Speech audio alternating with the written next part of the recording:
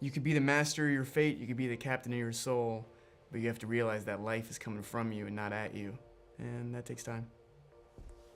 Wow. Okay. Okay, answer. What was on the dance party playlist? I have to ask. Anybody who knows Timothy knows that he travels with music. A lot of Celine Dion. Yes, I love that. A lot of Spice Girls.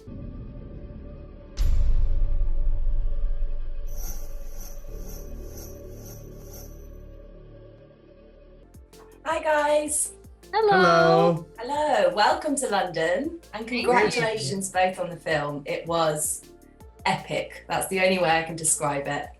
And whoever was casting this film, I have to give them a round of applause. Francine Maisler. It's just Woo! unbelievable. We'll talk more about you guys working together in a bit, but what was it like working with the likes of Oscar, Jason, Rebecca and Josh so closely?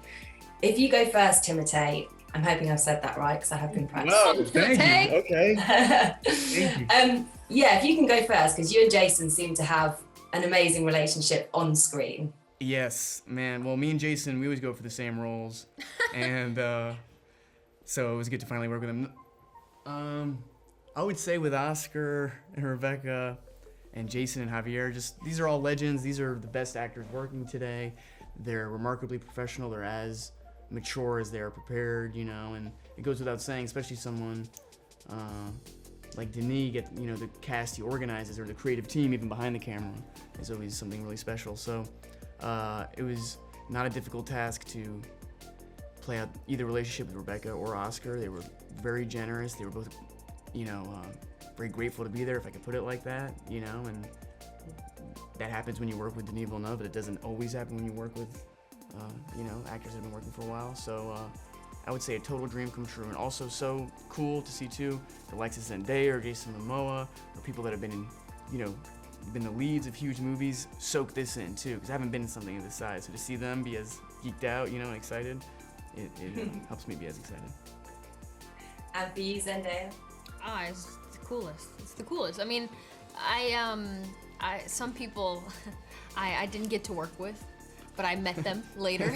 No spoilers. And everybody is so lovely, and so kind. And I remember the first day out, because I kind of came in, they had already kind of established a bit of a work family. Everybody had already been going for quite a while, and I came in, popped my head in, and popped out, and everybody was so gracious and opened the set with open arms. Everybody was so lovely, and I just felt like I just learned, right? I'm in a space where you have Javier Bardem doing his thing, and I get to watch him live, and I'm just like, taking notes and learning from Denis, who runs his sets beautifully, and is very thoughtful, and I don't know, it was very special, and I think I learned and I became better just from that. What, it was like 5 days that I was there learning from you guys, I think, and then you, of course. This guy. This guy.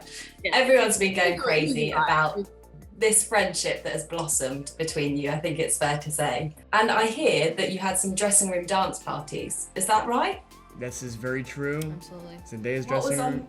What was on the dance party playlist? I have to ask. Anybody who knows Timothy knows that he travels with music. In fact, today when I first saw you, he walked in to our room while we were all getting ready, and he had music with him, because that's what he does. He just always you have this great energy, and he's always got a soundtrack. Amazing. So that's kind of how that happened. You walked out of the door, and music was blaring behind you. Had my Phantom Reactor 3000. That's not an ad. That's No, it's sincere. really That is happening. the great speaker. And I just saw you with you had the suit on, but only halfway. And then, This is hot. or did you have the thing? Something was flowing in the wind. Something was flowing in the wind. He was at the door of his trailer thing, and he was just standing there, and music was playing, and it just felt like, yeah, let's start this. A lot of Celine Dion. Yes, I love that. A lot of Spice Girls. B.O.B. It was Sounds like a party good that I wanna times. be We at. even got Javier going. We got Javier going. There's a picture of Javier. Do you have that still? Somewhere? Yeah, Forward? on my That's wall. amazing. I want to see that. So switching up now, kind of diving into the nitty gritty of the movie. This is quite a deep question, I have to warn you. Timothée, your role is quite a lot about fulfilling your destiny as such. Is fate and destiny, are those things that you believe in? Wow, great question. You could be the master of your fate, you could be the captain of your soul, but you have to realize that life is coming from you and not at you. And that takes time. Wow. Okay. Okay, Pull that one out of pocket. Okay. And Zendaya, how are you going to follow with that? My answer isn't as eloquent as that. I would just say, in many ways, yes, because I think the people that I've been able to meet, that including, Timothée,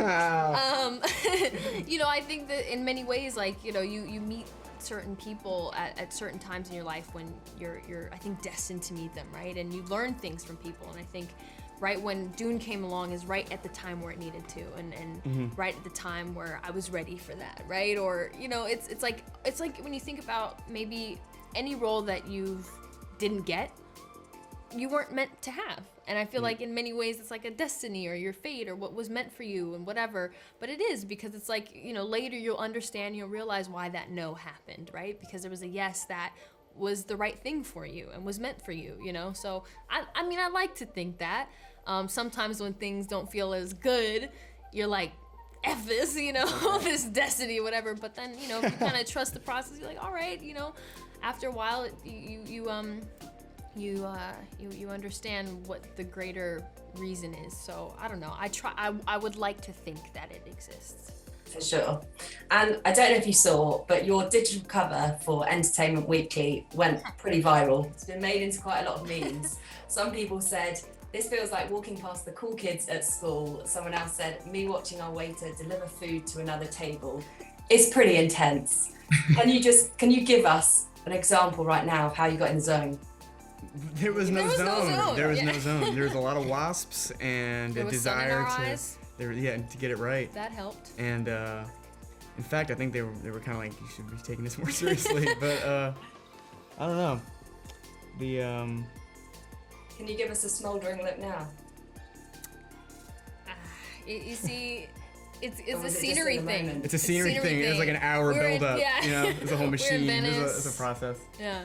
Okay, last question then, because I'm probably going to get booted out in a second.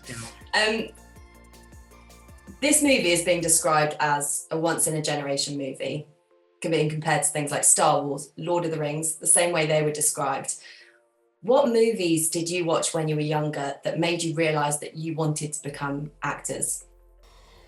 Well, I'm going to be a broken record on this one because I've said it before, but as far as world building goes, as far as a movie that leaves the theater shaking with a Hans Zimmer score, the Batman trilogy with the Christopher Nolan one, Christian Bale playing Batman, and as I said before, The Dark Knight was a movie that really made me want to act, and for me accomplished all the amazing behavioral acting and storytelling that I loved already at 12 or 13, but also that big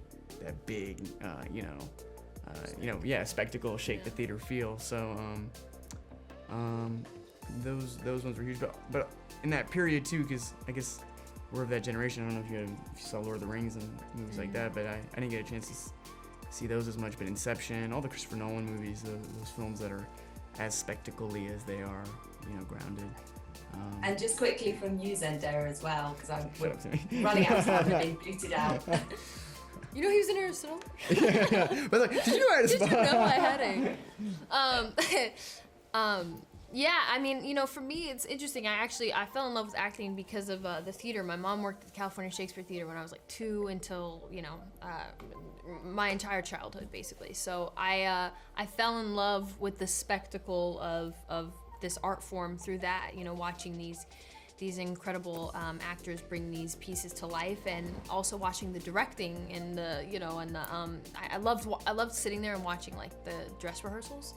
And I was like this little 8-year-old in the back just watching, like, oh, this is amazing. I'm gonna fucking take over the world. Yeah, I want to do this. No, but I loved it because they were taking material that had been around forever, and they were doing their own interpretations of what Shakespeare was to them. And so each director who came in and did something even more, you know, beautiful and spectacular and interesting. And I just thought it was really, really cool, because I just thought, like, wow, like, you can make something out of nothing. And I loved that. So I think that was it for me. That's amazing. Well, my time has sadly finished, but thank you so much, both of you, for speaking to us. Thank you. today. Thank you. Hey, what's going on? I'm Kevin Hart. Hi, my name's Eric Stonestreet. Hi, I'm Margot. I'm Journey. I'm James McAvoy. I'm Daniel Radcliffe. I'm Rebel Wilson. I'm Jeremy Clarkson. I'm going to be translating some Scottish tweets for It's Gone Viral. On It's Gone Viral. Ooh. On It's Gone Viral.